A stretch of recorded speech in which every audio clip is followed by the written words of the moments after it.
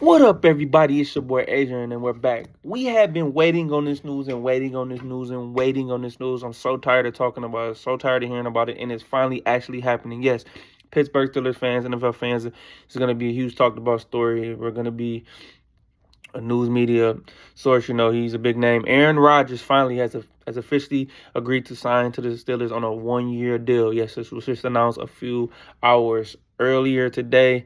It was kind of, for me, not an if, but just when he was going to do it. And he actually finally decided to do it at a great moment. Mandatory minicamp starts next Tuesday. It is Thursday as I'm recording this, June 5th. So mandatory minicamp comes this following Tuesday coming up, which is great because now he can get some working with the guys, get some rhythm, see what happens.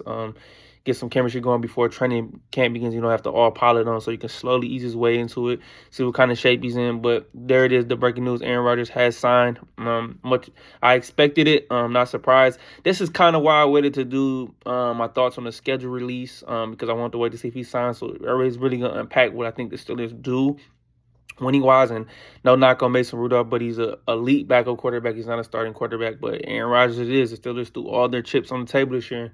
Aaron Rodgers, they lost Justin Fields to the Jets. So this tells me everything I need to know. They're going to go get a quarterback in this 26th class, of which I will believe will be star-studded at the top at QB and loaded. And I Steelers have the picks and the compensation to do it. We're now going to just piece it together with Aaron Rodgers and company. So, hey, like I said, not really surprised. I wasn't the biggest fan of it, but with the situation they are where they're at, they kind of have no choice, and they both kind of need each other at this moment. Let's just hope Aaron can give us something good. Stay healthy, most importantly, and make some plays. Throw the ball in the middle of the field. That's something I'll be talking about more as we get closer to the season and as the season goes on. Like I said, with that said, Aaron Rodgers signs with the Pittsburgh Steelers. And so it's much expected. We're going to have a lot of media here, a lot of media in Pittsburgh. I'm going to tell you that right now. It'll be interesting what Aaron says on his first conference. He always has something interesting to say. So there it is. Like I said, want to talk about it no more. It is going to be official. Aaron Rodgers is going to be a Pittsburgh Steeler. I like the fit with him and Mike Tomlin, though. I think they'll well respect each other, and I think he helps his offense right now, helps us immediately right now.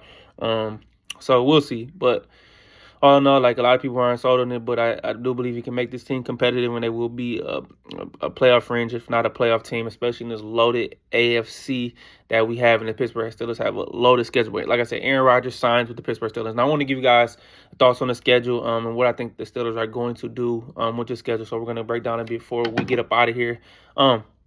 Week 1, what do you know? Aaron Rodgers, the Pittsburgh Steelers travel to the New York Jets, and guess who's the New York Jets quarterback? That is Justin Fields. Aaron Rodgers versus Justin Fields, former teams against each other. What do you know?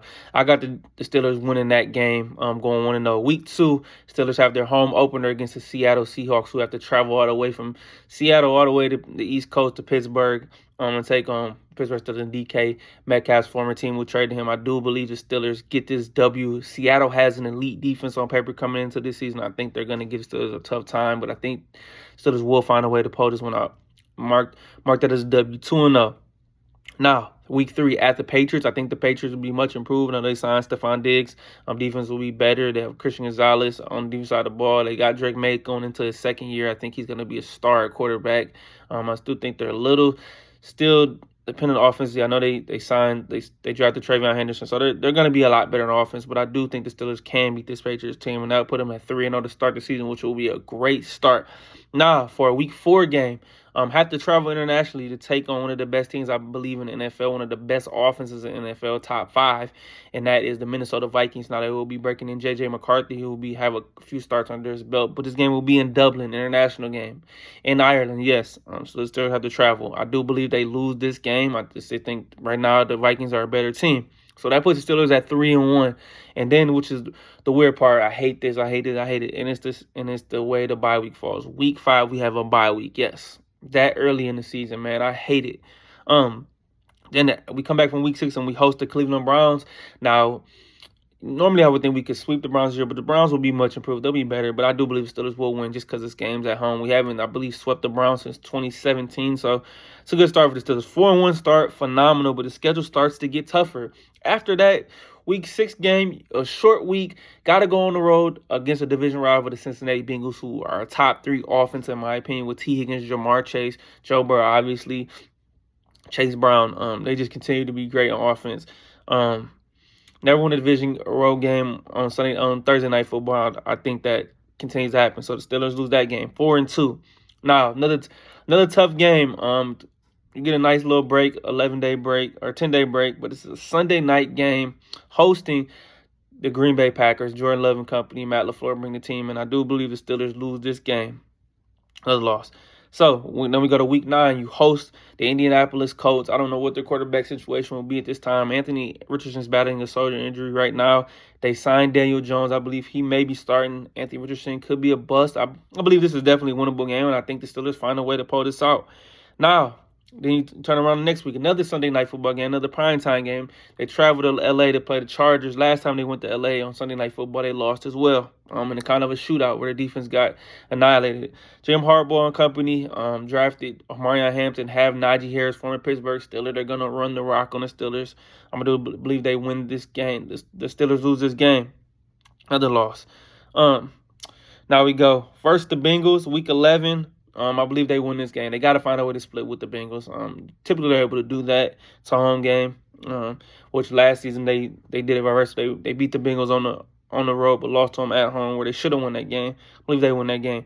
Week 12, at the Chicago Bears, it's going to be cold. November 23rd, right before Thanksgiving. Maybe windy in that game. The Bears are in their first year with Ben Johnson, former Lions OC. Caleb Williams is in his second year. This team is, on paper, they'll be good offensively, I believe. The Steelers are going to have to slow them down, but I do think the Steelers find a way to win this game. Week 13, that is against the Buffalo Bills. We've struggled against the Buffalo Bills over these last few years with Josh Allen and company. Have not been able to beat them. I feel like they have our number right now, and that continues. We lose that game. Then we have another game against the Ravens. You know how that rivalry goes. It always go back and forth. They dominated us towards the end of the season, this past season, after Russell Wilson threw that pick, and it kind of changed the trajectory of the end of the regular season and into the playoffs, where we just got absolutely embarrassed. I believe we lose this game in week 14. Turn around week 15. Monday Night Football against the Miami Dolphins. Miami Dolphins, as we know, don't like to play in cold weather. Who knows? Tua could be banged up. We don't know the situation with Tyreek Hill, but I believe the Steelers win this game. Then another tough game going on the road, coming to my home state, Michigan, to play the Detroit Lions. 4:25 kickoff game. I do believe they lose that game to a good Lions team. Then you have at the Browns again. I believe they lose this game, but this is one of them games where I could flip-flop and they could either win or lose this game. I'm gonna say they lose right now because they haven't, like I said, they haven't swept Cleveland in quite a while, and it's a division game, and we know how those go. For the last game of the regular season, it could be a flex game. So January 3rd of 26 or January 4th of 26. Versus the Ravens. I believe they win this game. They're going to split with the Ravens. They usually do in the regular season. And that takes their win total to a whopping 9-8 right now. I say it could be 10-7 because I believe there's the second Browns game. They could win that game and sweep the Browns. It'll be 10-7. Like I said, fringe playoff team right now. 9-8, 10-7. It is what it is. Aaron Rodgers will give us a little boost. Hopefully, defense could be better. I think they're going to carry us all year. I'm just worried about the second receiver besides DK Metcalf right now on this offense. So we got Darnell Washington will be better this year. Pat will be good this year. Calvin Austin gave us stuff in sparks, but he's not a number 2 receiver. Roman Wilson, we're hoping on. We're going to see what he does. My guy out of Michigan barely touched the field last season, but he's got to stay healthy, and let's see if he can give us anything. Let's see if they maybe sign Gabe Davis. I know he had a meet with the Steelers day in Pittsburgh. They didn't sign him. He left. I know he's battling some injuries, but we'll see what happens with 9-8, 10-7 with the addition of Aaron Rodgers. So, yeah, you know my thoughts. I know it won't be a popular take, but hey, it is what it is right now. If they prove me wrong, I'm happy, but I'm more realistic than a lot of Steelers fans, so it is what it is. But hey, I appreciate all the love and support. Don't forget to like, subscribe, love my videos. Follow me on Twitter at Keeping the Score. Thumbs it up, like it, do what you can. I appreciate all the love and support, my people. Hey, it's your boy Adrian, and I'm out. Peace.